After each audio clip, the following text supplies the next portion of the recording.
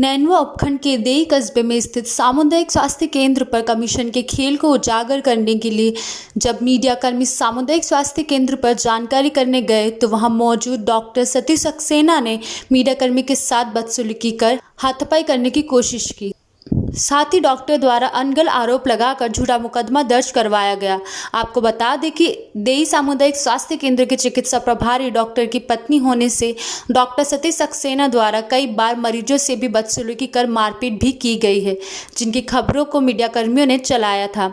जब मीडियाकर्मी अस्पताल परिसर में न्यूज़ कवरेज कर रहे थे, उसी दौरान डॉक्टर के काले कारनामे उजागर होने के डर से मीडियाकर्मी से बदसलूकी कर अनर्गल आरोप लगाने शुरू कर दिए।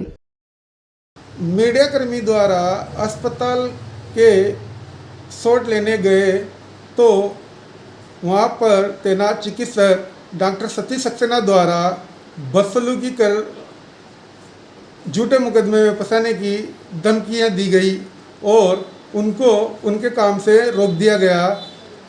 आपको बता दें कि देई चिकित्सालय में रहने वाले चिकित्सकों द्वारा मरीजों के लिए बाहर की दवाइयाँ व कमीशन बेस पर बाहर निजी लैबों पर जांच करवाई जाती है, जिसके मामले को उजागर करने के लिए मैं देई चिकित्सालय के शॉट लेने गया था, जहां मौजूद डॉक्टर सतीश सक्सेना द्वारा मेरे ऊपर अनगल आरोप लगाए गए व मुझे झूठे मुकदमे में फंसाने की धमकियाँ दी गई। साथ ही मेरे साथ मारपीट तक करने की कोशिश की गई। चित्तौड़गढ़ जिला राजकीय चिकित्सालय में विगत कुछ महीनों से चिकित्सालय के पीएमओ डॉक्टर दिनेश वैष्णव और चिकित्सालय में कार्यरत नर्सिंग कर्मियों के बीच आपसी खींचतान अंदरूनी स्तर पर चल रही थी, लेकिन चिकित्सालय में कार्यरत एक द्वितीय ग्रेड नर्सिंग कर्मी मुकेश कुमार शर्मा को पीएमओ दिनेश वैष्णव ने निलंबन की सिफारिश करने के बाद मुख्यालय जयपुर से आदेश जारी कर निलंबन करा दिया। नर्सिंग कर्मियों में विरोध स्वरूप हुई इस कार्रवाई के बाद गुस्सा देखा जा रहा है और अब सभी नर्सिंग कर्मियों ने पीएमओ के खिलाफ मोर्चा खोलते हुए आर पार की लड़ाई लड़ने का मूड बना लिया है, जिसमें नर्सिंग कर्मियों ने विरोध स्वरूप काली पट्टी बांधकर पीएमओ के खिलाफ जमकर नारेबाजी की और नर्सिंग कर्मी के निलंबन को वापस लेने की मांग की। 3 दिन तक काली पट्टी बांधकर कार्य करेंगे। हम मरीजों का हित में देखते हुए कार्य बहिष्कार नहीं कर रहे हैं। हमारी सबसे प्रमुख मांग है, बिना किसी जांच के, बिना कोई सीसी कार्रवाई किए, 16 सीसी 17 सीसी का एक होता है राजस्थान सेवा नियम में, ना तो वो किसी अपनाया गया और डायरेक्ट निलंबन के लिए सिफारिश कर दी गई और अधिकारी रहते हुए अपनी मन मर्जी से कारण बताओ नोटिस जारी कर दिए गए। वो कोई कारण होते ही नहीं है, ये हर किसी मर्जी से अपने कारण बता के और उसको निलंबित करवा रहे हैं। इससे पूरे नर्सेज में भारी रोष है और हम 3 दिन का समय दे रहे हैं। अगर 3 दिन में अगर कार्रवाई पर अगर वापस नहीं ली जाती है तो जिले के नर्सिंग कर्मी अपना कार्य का बहिष्कार करेंगे और उसकी पूरी जिम्मेदारी यहाँ के पीएमओ साहब की रहेगी।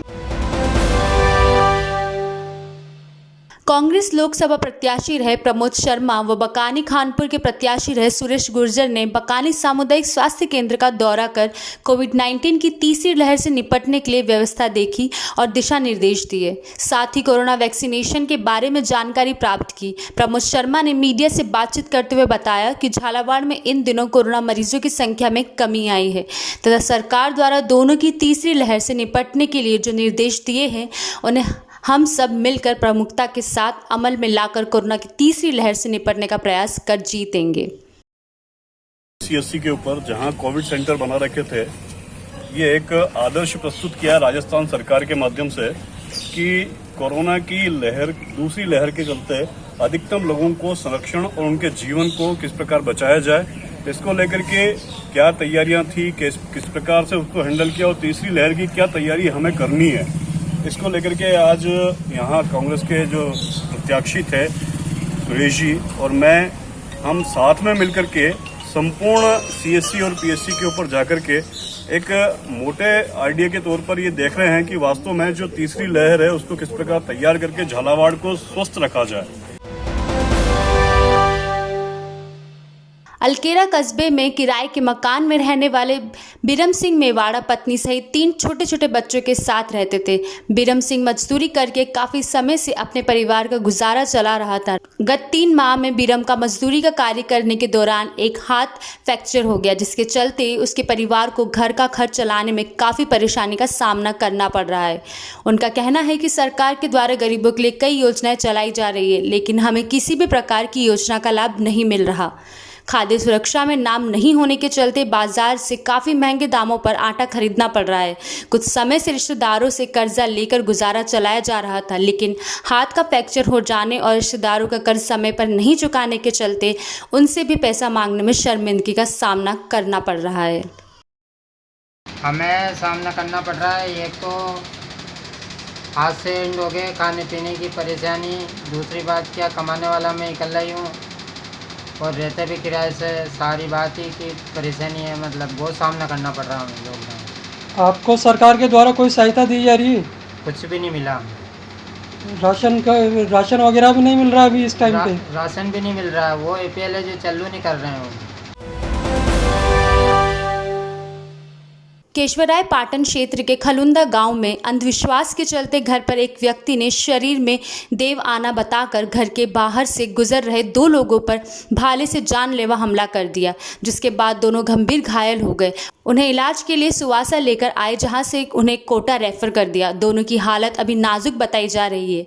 बाद में हमलावर को ग्रामीणों ने पकड़कर रस्सी से बांध दिया। प्रत्यक्षदर्शियों ने बताया है कि खलुंदा निवासी घनश्याम धोबी हाथ में भाला लिए हुए घर से बाहर निकला और रोड पर गुजर रहे 60 वर्षीय महावीर धोबी व 40 वर्षीय सुरेंद्र योगी पर हमला कर दिया। सूचना पर पहुंची पुलिस ने करीब 2 घंटे के बाद घनश्याम को काबू में किया और इलाज के लिए कोटा भिजवाया।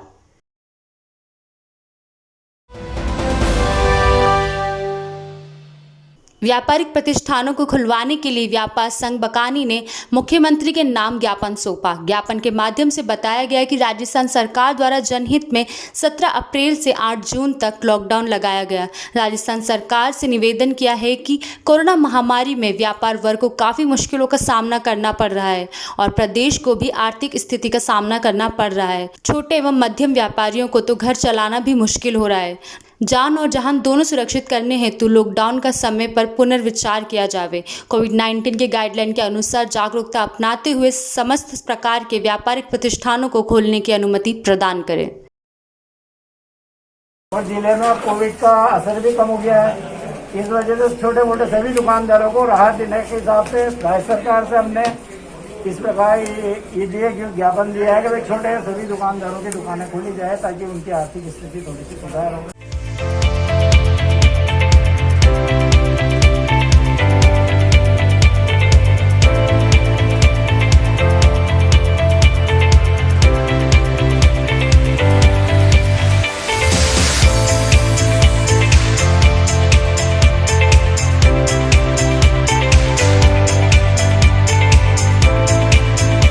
राज Nishan near Doms compound, Jaipur road, Ajmer.